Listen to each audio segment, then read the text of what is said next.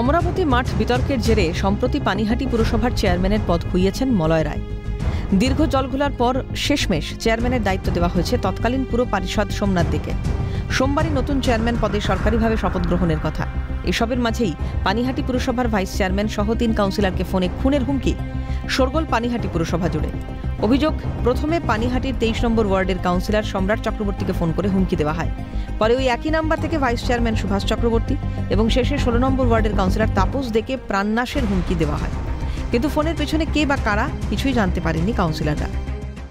6:47 phone আসার পরে আমাকে বলল যে কালকে 12টার মধ্যে রং দে বসন্তী ধাবার ওখানে আসবি, আর যদি না আসিস তোর দায়িত্ব তোর। সোদপুর কিছু বলেনি, বলেছে রং দে বসন্তী ধাবার এখানে 12টার মধ্যে আসবি, আর না হলে এটা তোরটা তুই বুঝবি, একদম মেরে দেবে।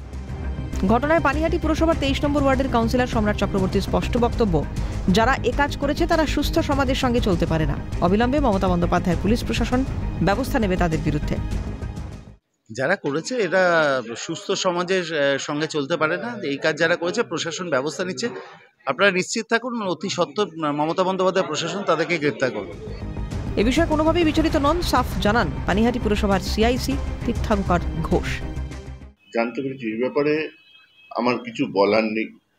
দেখুন, আপনারা যারা মিডিয়ার সাথে আছেন বা যারা আমার দলীয় সহকর্মী, তারা ছোটবেলা থেকে আমাকে দল করতে দেখেছে। আমি এই ব্যাপারে না তো কোনোভাবে বিচলিত।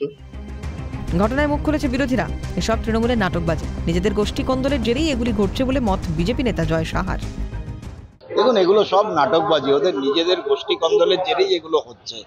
আদেও নিজেরা করাচ্ছে না ওদের দলেরই কেউ করাচ্ছে, এটা ভালো করে ইনভেস্টিগেশন করে দেখতে হবে। গোটা ঘটনায় তদন্ত শুরু করেছে খড়দা ও ঘোলা থানার পুলিশ। তদন্তে কি উঠে আসে, নজর থাকবে সেদিকেই। শান্তনু আচার্যের রিপোর্ট, ক্যালকাটা নিউজ।